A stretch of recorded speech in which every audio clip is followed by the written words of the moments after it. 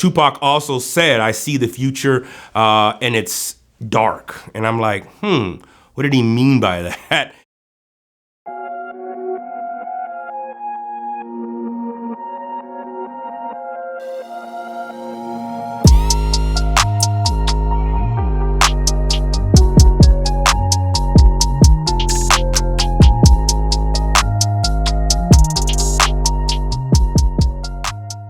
My name is Daniel White Hodge, and I am the author of Baptized in Dirty Water with Cascade Books. It's part of the Popology series that I am excited to both be an author and an editor with. I am a professor of intercultural communication out at North Park University. My area of focus tends to be popular cultural rhetoric and theology.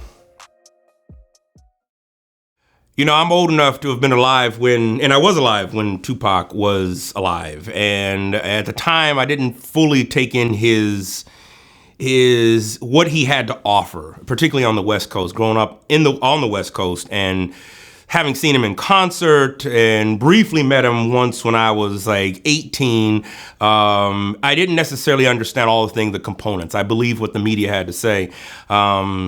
Going through my fundamentalist years, I pushed back against Tupac. I remember students hopping in our youth van. I was a youth pastor saying, hey, pastor, you got to listen to this. You got to listen to this tape, man. Tupac's talking about the gospel. Tupac's talking about the gospel. And I remember, arguing with them. And this is secular and we can't have anything like that. And it wasn't until years later that I myself was excommunicated from the church for asking too many questions and not marrying the right person, that there once again was hip hop and there was Tupac.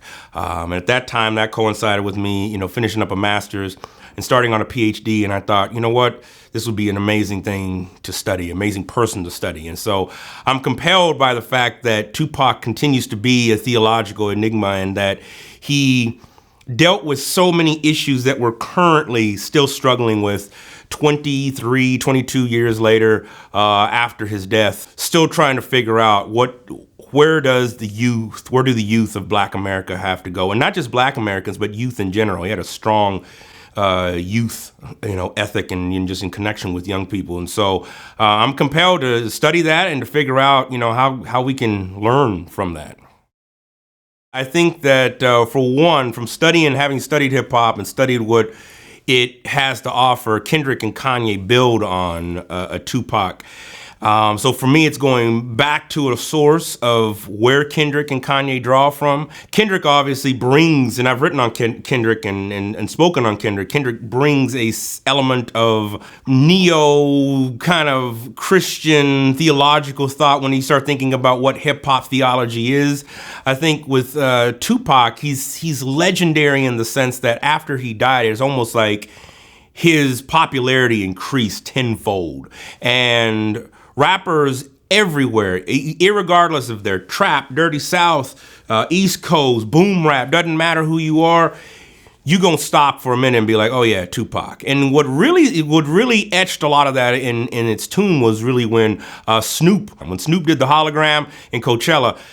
You really saw the dichotomy that exists, right? People were like, how dare you use this, for entertainment purposes? This isn't what Tupac was about. And so there was almost this riff. Well, there was a riff in the hip hop community. And it was just interesting to see that people, again, who weren't even alive or around when Tupac was there was defending him and, standing up. And so there's something about that fandom, that connection to Tupac, his realness, his authenticity, his understanding, his mediation between the supernatural and the natural is something that people are still drawn to. He was known as probably one of the greatest workers, within hip hop. I mean, he recorded music, and this is one of the reasons why people thought he was alive for so long, because he recorded so many songs and he looked at rapping, he looked at the genre of hip hop music, like the industry of it as his job. And so, I mean, if you think about somebody going in and working an 8-hour, 10-hour day, that was what Tupac was doing in the studio pretty much every day and recording different tracks on different people's albums. And so everybody called him the hardest working man in hip hop. And so his ethic was about that. And, he didn't graduate high school. He dropped out when he was a sophomore in high school. But you wouldn't know it if you had a conversation with him. The man was so well read, so well understood. I truly believe God had touched him in a certain way. And even to the point that he even said, he's like, if God didn't want me to see the way the world really is, he wouldn't have cursed me to see these things. He wouldn't have cursed me to see these visions of what the world should be like. And with that in mind, I think people were drawn to that. They were drawn to the fact that Tupac gave you all of his sins. He gave you what he was struggling with, and he would call out those imperfections. I think about even now in quote unquote cancel culture, I think Tupac would be like, this is what I'm doing, this is what I'm struggling with, this is what I've done. And that made a lot of people uncomfortable, right? And so he was the bridge, if you will, between this kind of understanding of who God is, especially for the downtrodden, those who are marginalized, those who are oppressed, those who've been cast off at the side, and this God, this deity, and trying to make those people put him in the same category as the priests and those who are considered sacred. And so he's mixing up the sacred, secular, and profane to really bring you a better image of who Jesus is. And at the same time, I would also say he wasn't about trying to say, I am the one. A lot of, some of the people when I was doing my research was saying that, maybe, Tupac was himself, this deity in himself, but he never characterized himself as that. He saw himself more as a messenger and a conduit, if you will. And so much like somebody would study a Karl Barth is kind of how I've taken this book project on and looking at it. And just a snapshot, particularly with the way the series is developed, it's like sound theological thought and really in a concentrated dose, looking at a person like Tupac and this enigmatic status and nature of who he was. Looking at what certain historians have done, right, and looking at what his primary material. The great thing is Tupac left us an abundance of material. I know when I was doing my PhD and looking at his work, this was long before, the cataloging and the digitization of so much of our data. And so I had to go down to UCLA and I had to go to certain libraries, the Huntington Library, to find certain elements and aspects and beg and hook and crook, to find some of these interviews. And now I'd say easy 98% of them are now on YouTube. And so he's left us with this breadth of material. And I'm not just talking about his music. I'm talking about interviews he did with Vibe, XXL Magazine, Time Magazine. He loved Tabitha Soren from MTV. I mean, he has countless amounts of hours of interviews that never aired that he had, talking with her about life and God and death.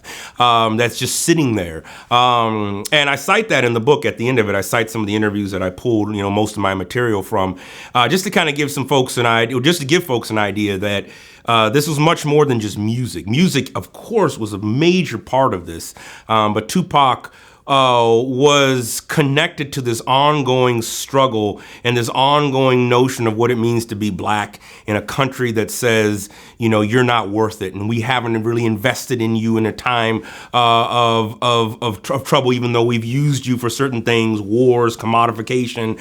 And so Tupac is still struggling with that, not only in his music and troubleizing really these issues of politics and, of course, religion and ethics, in this country. Who do we give money to?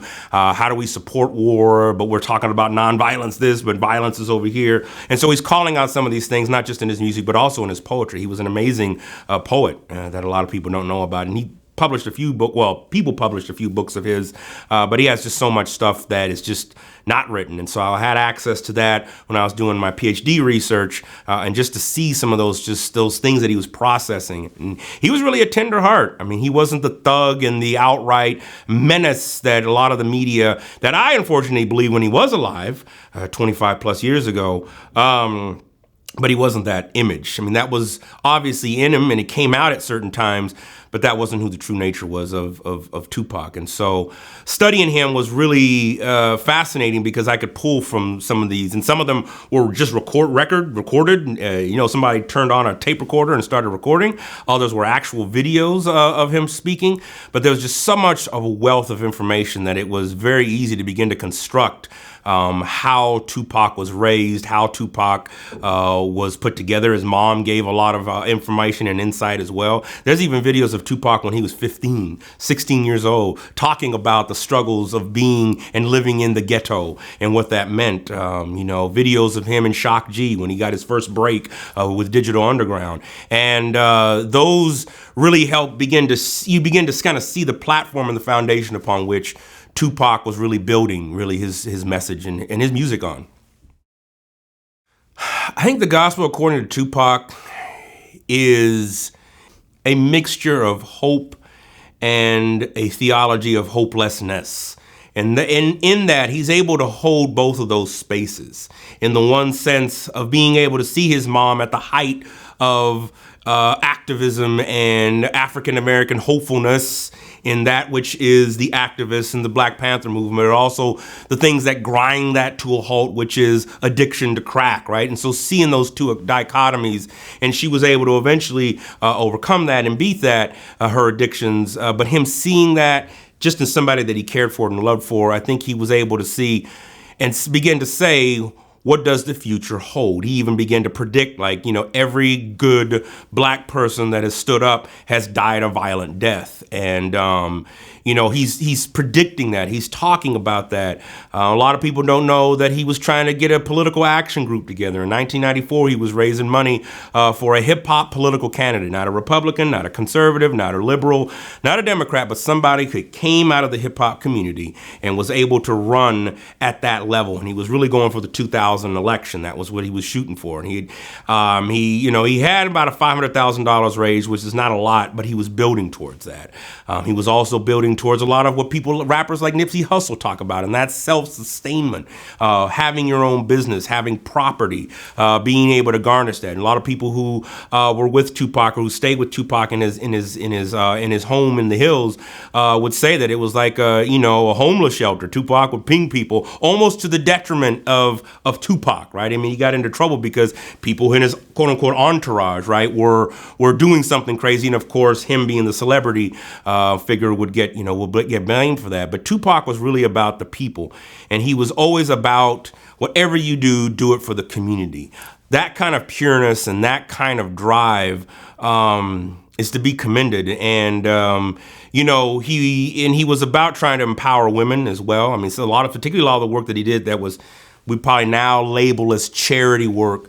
I don't know if I would even put it in that. It was just him being who he was. I mean, for example, there was a few kids that were, on their deathbed. He would go and see them. Their wish was to meet Tupac, take a picture with Tupac. That's what he would go and do. There was a time that, one of his producers told me that, he was on his way, about to get on a plane, about to head into a concert, and that he got this page that said this young kid, wants to see you. He's dying of cancer, and so he stops everything, turns the car around, goes to the hospital, and hangs out with this kid.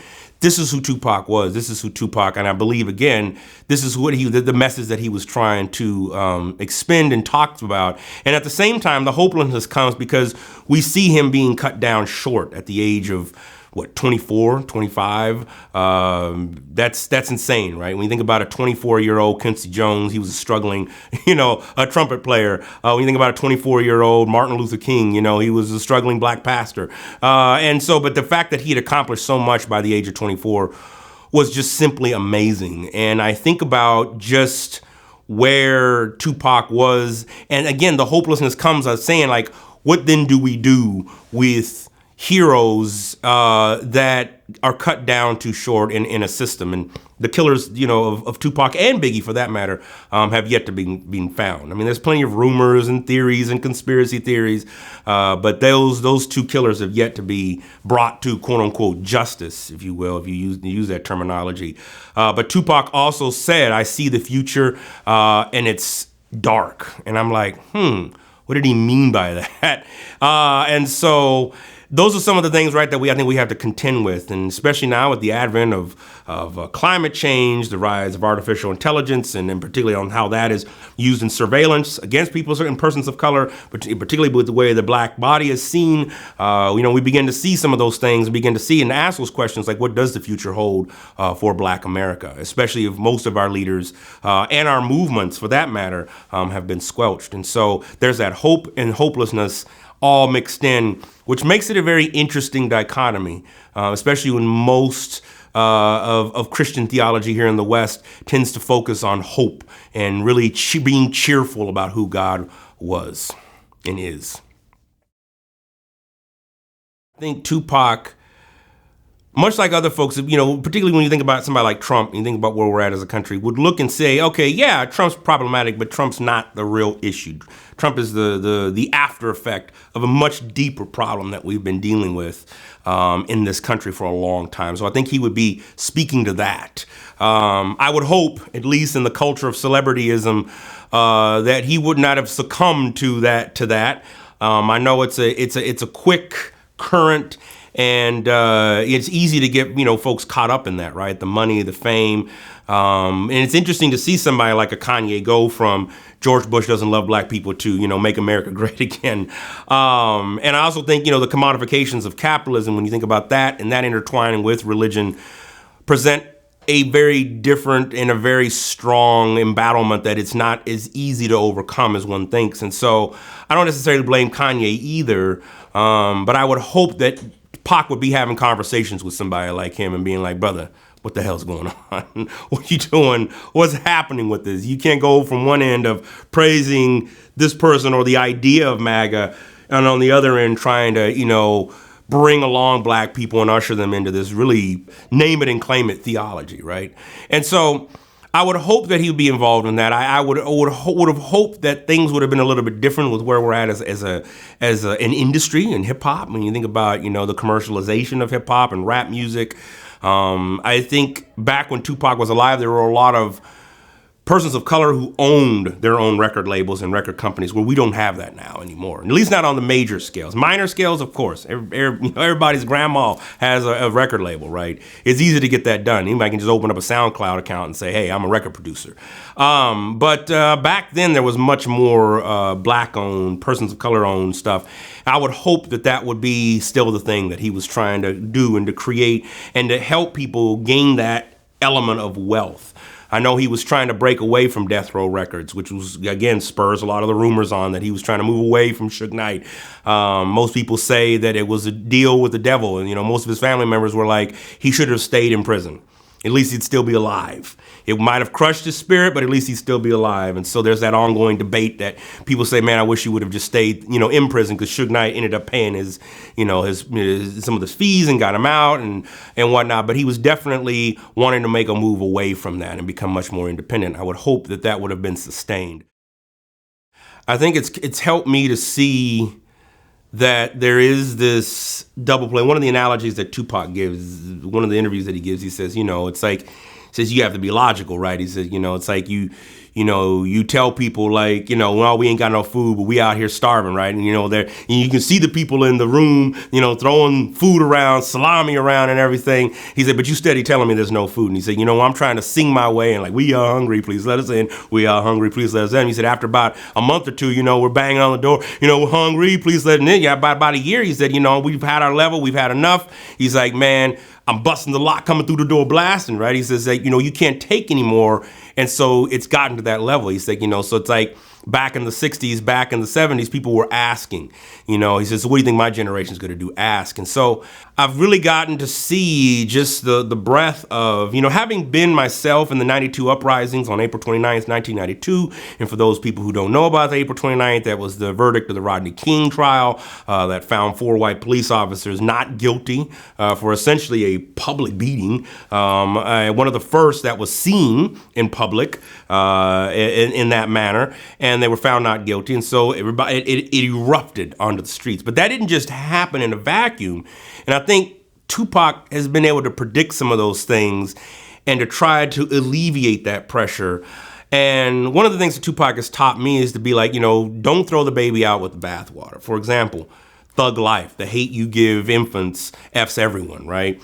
Or little infants. That's the acronym of which he subscribed most of his life to, not necessarily Thug Life, but just acronyms in general. And but that was really a code of the street. This was a code of being able to organize gangs and say, look, gangs are not the way, but if that's what you're going to do, this is what you want to do, let's at least organize it so that you don't have people selling drugs on school campuses, run up and up in schools, shooting everybody up. Let's at least organize it. Let's get councils. Let's get, and he was pulling together a lot of OGs from across the country being like, okay, let's get a council together. Let's figure this thing out. And that shuns in the face, right, of what most people look at like, oh, we got to get out of the gangs. We got to stop the gangs. Tupac's like, look, I can't tell anyone that I'm not feeding what to do, right? I can't tell anybody that I don't have on payroll or anything, how to live. In other words, if we're going to look at it through a neo-capitalist lens, we can't begin to tell people how to live their life if we're not willing to even help out and willing to even engage with where they're at right now. And most people, and I think about where I live in Chicago, are on the street corner or hustling because of money. I need a job. I need to put food on the table. I need to go do this. Gang members that I've interviewed for other research, most of them don't want to be doing what they're doing. They don't want to necessarily be living that type of lifestyle and be cut short. I think Tupac has put some things in place that has helped us to prevent some of those things, but I think a lot of folks have refused to really look at what that looks like, and particularly what it means to really engage with the deeper conversation of what it means to be black in this country and have dealt with 400 years of white racism. And that makes a lot of people uncomfortable. And so I've learned, what from him particularly, that those dichotomies, those two worlds can exist, and that the ongoing double standards still exist to this day, unfortunately, as we deal with things, and particularly, in the church. So it stands to reason why Kanye would have an album, right, and say MAGA at the same time and still want to be comforted and brought in by the black church, but yet want to tell us that slavery was a choice, and that, that slavery and things like that weren't that bad. And so it's interesting just to see, again, where we're at and how social media and tweeting and retweeting, when the media is holding press conferences on Twitter, things have changed. And so it would be interesting to see how Tupac would have changed with that.